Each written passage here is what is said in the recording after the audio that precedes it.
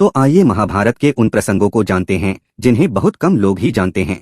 तो बहुत ही मार्मिक वीडियो है, बने रहिए पूरे वीडियो के साथ। तो जय श्री कृष्णा मित्रों, स्वागत है कथामृत यूट्यूब चैनल पर। सबसे पहले जानते हैं कि श्री कृष्ण ने अंत में दुर्योधन की हार का कारण क्या बताया था। मित्रों, भीम ने दुर्योधन की जंघा तोड़ दी थी। वह खून में लथपथ होकर रणभूमि पर गिरा हुआ था। बस कुछ ही समय में वह दम तोड़ने वाला था, लेकिन भूमि पर गिरे हुए ही उसने श्री कृष्ण की ओर देखते हुए अपने हाथ की 3 अंगुलियों को बार बार उठाकर कुछ बताने का प्रयास किया। पीड़ा के कारण उसके मुंह से आवाज धीमी धीमी ही निकल रही थी। ऐसे में श्री कृष्ण उसके पास गए और कहने लगे कि क्या तुम कुछ कहना चाहते हो। तब उसने कहा कि उसने महाभारत के युद्ध के दौरान 3 गलतियां की हैं। इन्हीं गलतियों के कारण वह युद्ध नहीं जीत सका और उसका यह हाल हुआ है। यदि वह पहले ही इन गलतियों को पहचान लेता तो आज जीत का ताज उसके सिर पर होता। श्री कृष्ण ने सहजता से दुर्योधन से उसकी उन 3 गलतियों के बारे में पूछा तो उसने बताया कि पहली गलती यह थी कि उसने स्वयं नारायण के स्थान पर उनकी नारायणी सेना को चुना। यदि नारायण युद्ध में कौरवों के पक्ष में होते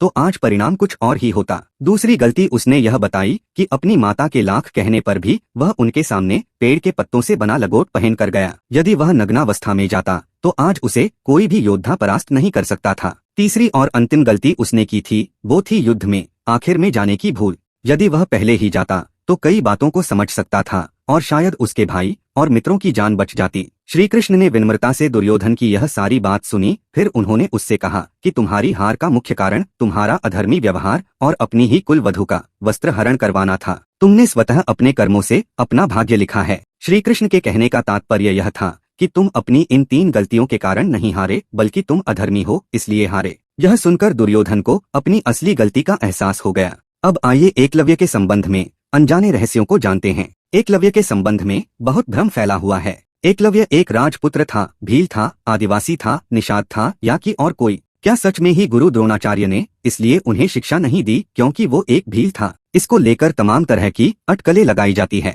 तो आइए जानते हैं इस संबंध में खास बातें। मित्रों, कहते हैं कि एकलव्य भगवान श्री कृष्ण का चचेरा भाई था। एकलव्य वसुदेव के भाई का बेटा था। यह एक जंगल में खो गया था और हिरण्यधनु नाम के निषाद राजा को वह मिला था। तब से उसे हिरण्यधनु का पुत्र ही माना जाता है। यह भी कहा जाता है कि एकलव्य भगवान श्री कृष्ण के चाचा का पुत्र था, जिसे बाल्यकाल में ज्योतिष के आधार पर वनवासी भील राज निषाद राज हिरण्यधनु को सौंप दिया गया था। महाभारत काल में प्रयाग के तटवर्ती प्रदेश में सुदूर तक फैला श्रृंगवेरपुर राज्य निषाद राज हिरण्यधनु का था। गंगा के तट पर अवस्थित श्रृंगवेरपुर उसकी सुदृढ़ राजधानी थी। अब यह तय कर पाना मुश्किल है कि एकलव्य एक खोया हुआ बालक था या हिरण्यधनु का पुत्र था। वह यदि श्री कृष्ण का चचेरा भाई था तो निश्चित ही यदुवंशी था, और यदि नहीं था तो वह निषाद जाति का था। महाभारत में एक जगह उल्लेख मिलता है कि एकलव्य निषाद राज का दत्तक पुत्र था। मित्रों, यह धारणा गलत है कि एकलव्य को गुरु द्रोणाचार्य ने इसलिए शिक्षा नहीं दी क्योंकि वह एक शूद्र जाति से था, जबकि सच यह है कि द्रोणाचार्य ने भीष्म को वचन दे रखा था कि मैं आपके राज्य के राजपुत्रों को ही शिक्षा दूंगा। विष्णु पुराण और हरिवंश पुराण के अनुसार एकलव्य अपनी विस्तारवादी सोच के चलते जरासंध से जा मिला था। जरासंध की सेना की तरफ से उसने मथुरा पर आक्रमण करके एक बार यादव सेना का लगभग सफाया कर दिया था। ऐसा भी कहा जाता है कि यादव सेना के सफाया होने के बाद यह सूचना जब श्री कृष्ण के पास पहुंचती है तो वे भी एकलव्य को देखने को उत्सुक हो जाते हैं। दाहिने हाथ में महज 4 अंगुलियों के सहारे धनुष बाण चलाते हुए एकलव्य को देखकर वे समझ जाते हैं कि यह पांडवों और उनकी सेना के लिए खतरनाक साबित हो सकता है। तब श्री कृष्ण का एकलव्य से युद्ध होता है और इस युद्ध में एकलव्य वीर गति को प्राप्त होता है। हालांकि यह भी कहा जाता है कि युद्ध के दौरान एकलव्य लापता हो गया था, अर्थात उसकी मृत्यु बाद में कैसे हुई इसका किसी को पता नहीं है। एकलव्य के वीरगति को प्राप्त होने या लापता होने के बाद उसका पुत्र केतुमान सिंहासन पर बैठता है और वह कौरवों की सेना की ओर से पांडवों के खिलाफ लड़ता है। महाभारत युद्ध में वह भीम के हाथ से मारा जाता है। मित्रों, इसमें कोई दो राय नहीं कि एकलव्य श्रेष्ठ धनुर्धर था। गुरु द्रोण की मूर्ति बनाकर मूर्ति के समक्ष एकलव्य ने धनुष विद्या सीखी। ऐसा करके उसने दुनिया को संदेश भी दिया कि गुरु के प्रति यदि सच्ची श्रद्धा हो तो कुछ भी सीखना असंभव नहीं है। मित्रों, एक प्रसंग और है जो बड़ा ही अद्भुत है। राजा भगदत्त प्रागज्योतिष यानी असम देश का अधिपति, नरकासुर का पुत्र और इंद्र का मित्र था। भौमासुर की मृत्यु के पश्चात भगदत्त प्रागज्योतिष का अधिपति बना। कुरुक्षेत्र के युद्ध में वह कौरव सेना की ओर से लड़ा और अपने विशालकाय हाथी के साथ उसने बहुत से योद्धाओं का वध किया। भगदत्त के पास शक्ति अस्त्र और वैष्णव अस्त्र जैसे दिव्यास्त्र थे। हस्ती युद्ध में भगदत्त अत्यंत कुशल था। अपने सौप्तिक या सुप्रतीक नामक हाथी पर उसने भीम को भी परास्त किया था। कृतज्ञ और वज्रदत्त नाम के इसके 2 पुत्र थे।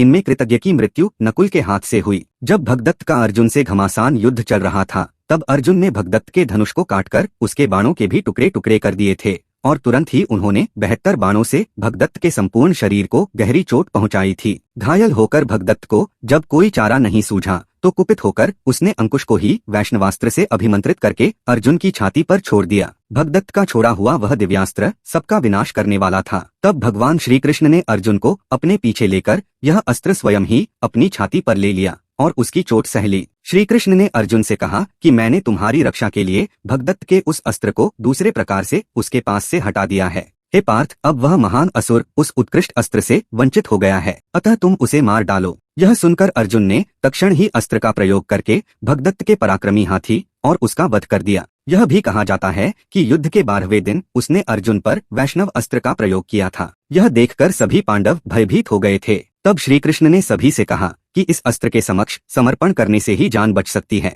बाद में श्री कृष्ण ने वह अस्त्र अपने ऊपर ले लिया था। यह भी कहा जाता है कि वह अस्त्र वैजयंती माला बनकर श्री कृष्ण के गले में धारण हो गया। यह भी कहा जाता है कि अर्जुन भगदत्त की आंखों की पट्टी को तोड़ देता है, जिससे उसे दिखना बंद हो जाता है और अर्जुन इस अवस्था में ही छल से उसका वध कर देते हैं। एक और बड़ा ही मार्मिक प्रसंग है कि श्री कृष्ण ने कर्ण को युद्ध करने से रोका था, अन्यथा या तो युद्ध नहीं होता या कौरव जीत जाते। महाभारत में कुंती पुत्र कर्ण को अधिरथ और राधा ने पाला था। वह बालक गंगा में बहता हुआ एक किनारे से जा लगा। उस किनारे पर ही धृतराष्ट्र का सारथी अधिरथ अपने अश्व को जल पिला रहा था। उसकी दृष्टि मंजूषा में रखे इस शिशु पर पड़ी। अधिरथ ने उस बालक को उठा लिया और अपने घर ले गया। अधिरथ निःसंतान था। अधिरथ की पत्नी का नाम राधा था। राधा ने उस बालक का अपने पुत्र के समान पालन किया। उस बालक के कान बहुत ही सुंदर थे, इसलिए उसका नाम कर्ण रखा गया। इस सूत दंपति ने ही कर्ण का पालन पोषण किया, इसलिए कर्ण को सूत पुत्र कहा जाता था तथा राधा ने उसे पाला था, इसलिए उसे राधे भी कहा जाता है।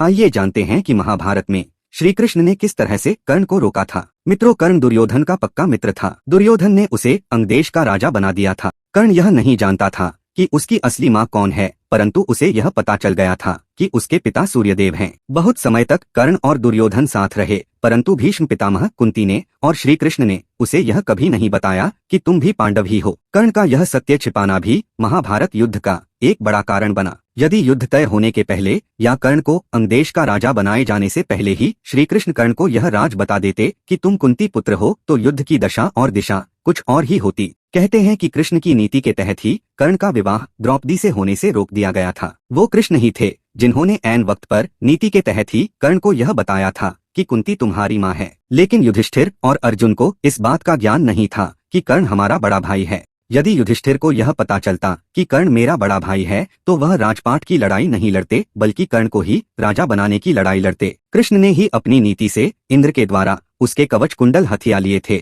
जिसके बदले में इंद्र ने कर्ण को एकमात्र अचूक अमोघ अस्त्र दिया था, जिसका वार कभी खाली नहीं जाता, और कर्ण इस अमोघ अस्त्र को अर्जुन पर चलाना चाहता था। श्री कृष्ण यह बात जानते थे कि कर्ण के पास इंद्र का दिया हुआ अमोघ अस्त्र है, जिसे कर्ण अर्जुन पर चलाएगा। यह जानकर ही श्री कृष्ण ने भीम पुत्र घटोत्कच को युद्ध में उतारकर कौरव सेना में हाहाकार मचा दिया और घटोत्कच को दुर्योधन के पीछे लगवा दिया, जिसके चलते दुर्योधन ने घबराकर कर्ण से कहा कि इसे मारो, और कर्ण को मजबूर होकर घटोत्कच पर चलाना पड़ा, जिसके चलते अर्जुन सुरक्षित हो गया। यदि युद्ध में कर्ण को असहाय स्थिति में देखकर नहीं मारा जाता, तो अर्जुन की क्षमता नहीं थी कि वे कर्ण को मार देते। इस तरह हमने देखा कि श्री कृष्ण ने अर्जुन को कर्ण से बचाने के लिए इस तरह एक योजनाबद्ध तरीके से कार्य किया। तो मित्रों, यदि जानकारी पसंद आई हो तो कृपया कथामृत को सब्सक्राइब करें। जय श्री कृष्ण।